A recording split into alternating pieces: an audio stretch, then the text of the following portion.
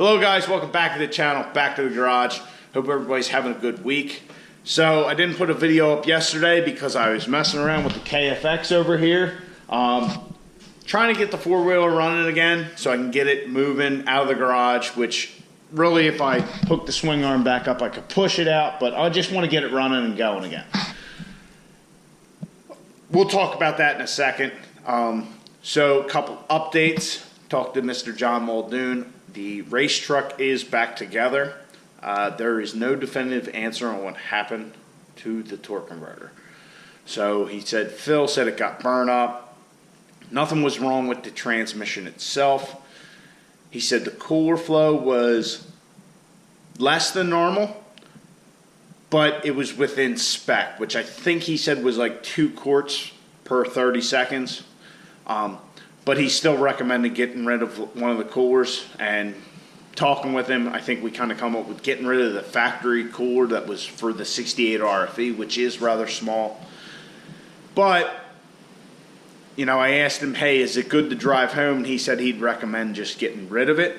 So I think what I'm going to have them do is just take care of that while they have it up there. Whether they just, I might try and talk them into doing it kind of with what we got, so I can get it home and do it my way.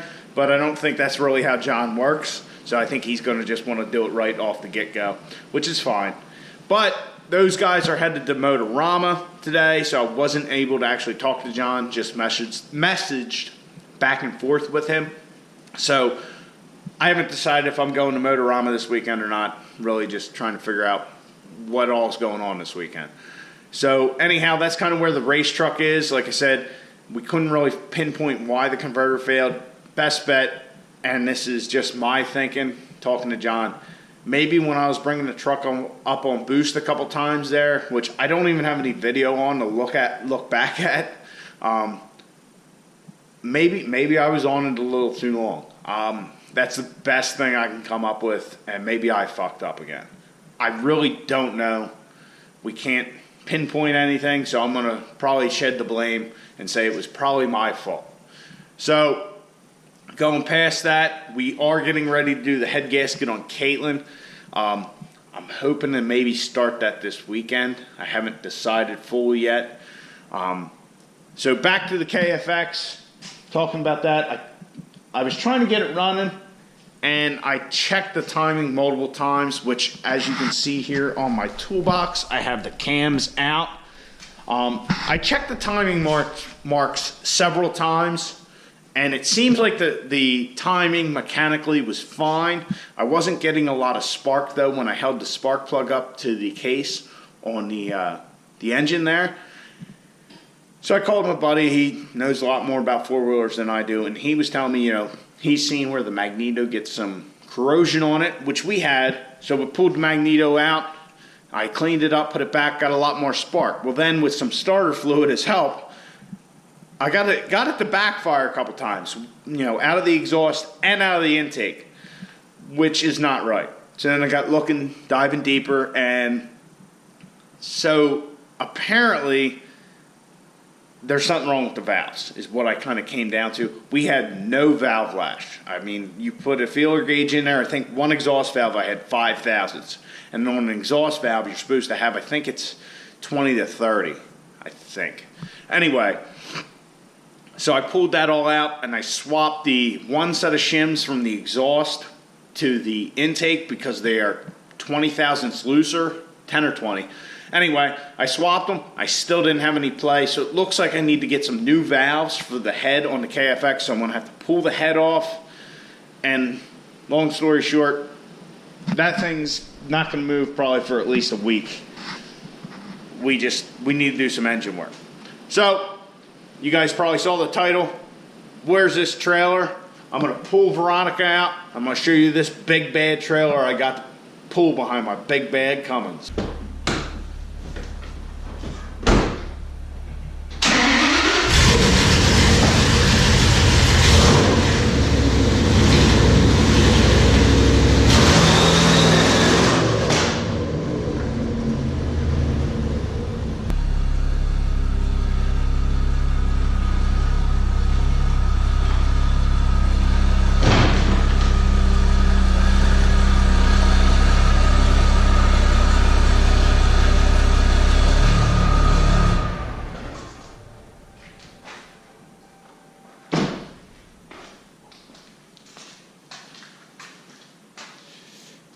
when I said big bad trailer, I may have exaggerated a bit. All right, so there it is. I may have exaggerated a whole hell of a lot. It's just a little Polaris snowmobile trailer. It's just a single axle trailer, aluminum trailer. I think it weighs like 400 pounds, but it's good for like 2,200. Basically, a buddy of mine had this trailer. It's got brand new wheels and tires on it that he put on. And then I have the old spares in the bed here, and there's another one on it. I basically got it because my buddy was selling it. I borrowed it this summer to go pick up a new lawnmower, and it's just useful. I mean, the size of it, it's pretty wide. It'd be good for the yard behind the four-wheeler, so I can haul sticks and crap like that around there. But also, like when I'm going down to hunting camp, I can use it for the four-wheeler and different stuff like that. Not take up the whole bed of the truck. I can put stuff in there. It is a tilt deck. Ugh. So it is a tilt deck trailer. So that way we just run the four-wheeler or whatever up on it. I might make some kind of a provision for it that I can pull stuff up on it. So, hey, if we find a four-wheeler or whatever that doesn't run currently, we can just yank it up there. I haven't really decided yet. But nice little trailer. Well worth them. A little bit of an investment. And, yeah. Definitely a whole lot more truck than you need to pull a little trailer like this. All right, so that's the trailer. Like I said, very over exaggerated on the size. But tonight, the plan for the garage is we're actually going to be pulling Veronica back in here. We got a little door issue.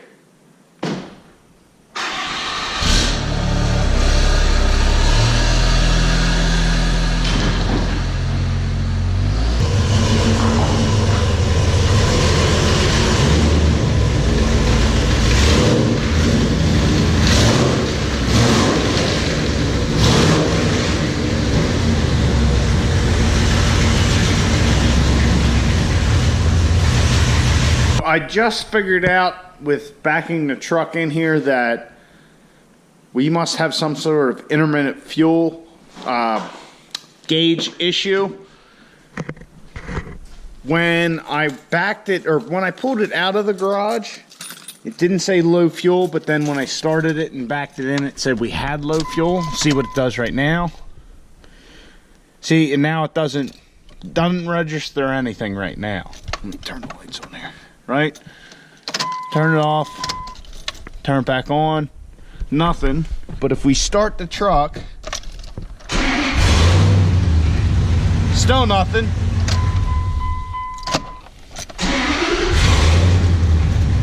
Now it's reading that we got fuel. So we'll have to figure that out and decipher what's going on with that here at some point.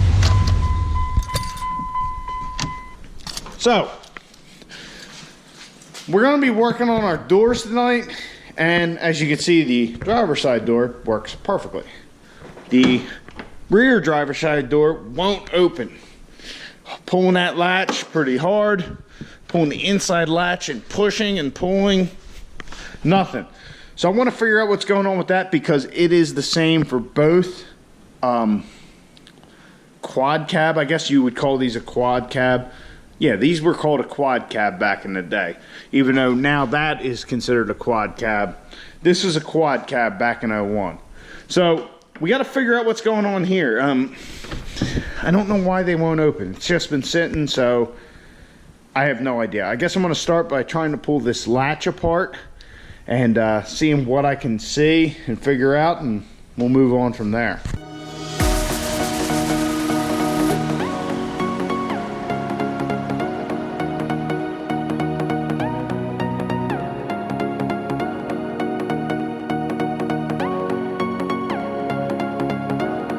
Pulled the latch out, which now it's back in. God damn it.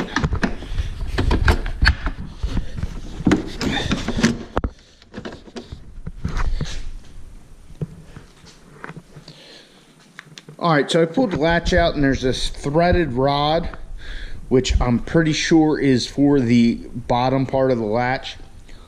Right here. So I think that must be stuck. I got my vice grips on it and I can't get it to budge. I don't know if maybe we can pull this panel off with it still in the truck. It's the only really thing I can think of to try. Shit. Yeah, I don't know. I guess that's going to be how we go, is try and pull that inner panel out. Then we can get down to the actual latch down there. I have no idea how involved this is going to be. Really, all that I can see for screws or anything is there's 2 Phillips head screws in here in the door handle, and then there is one Torx head here on this latch. So I'm going to try and take those out, see if I can pop this panel off. Doesn't look like there's anything else. So probably a bunch of those little stupid clips. We'll see if we can get that off and maybe get down to that rod.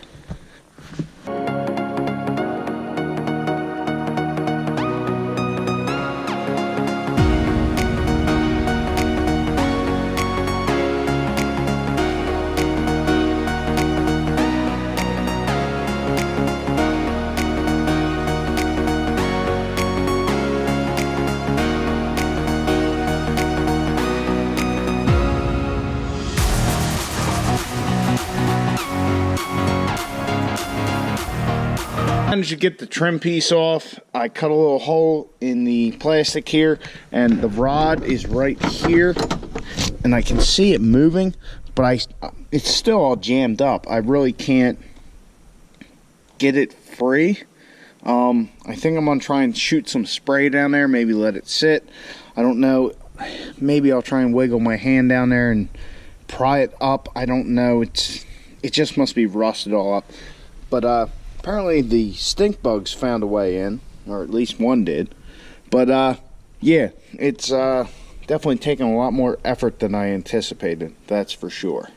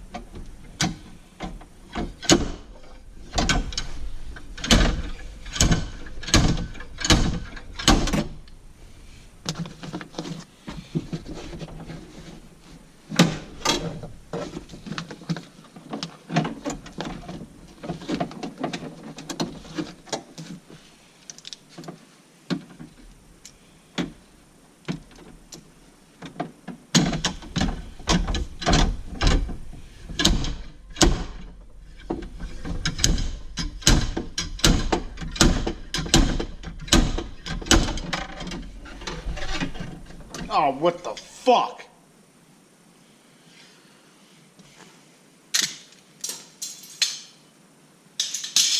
Well, it's not looking good. How can I do this?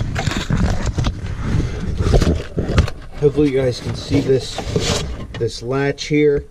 I can move it, but I can't get it to actuate. As you can see, it is a little bent up. I've sprayed the hell out of it with Kroil.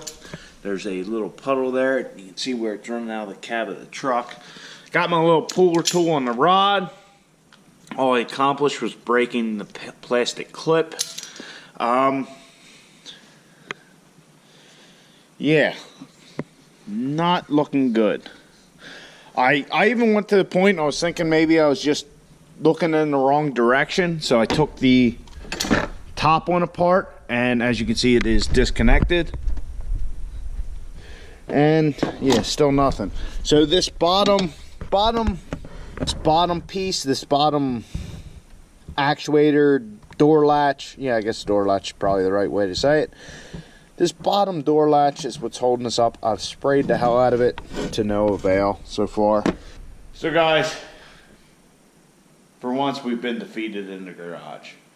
Well, it's probably not for once. It's like probably one of many, but this one sucks.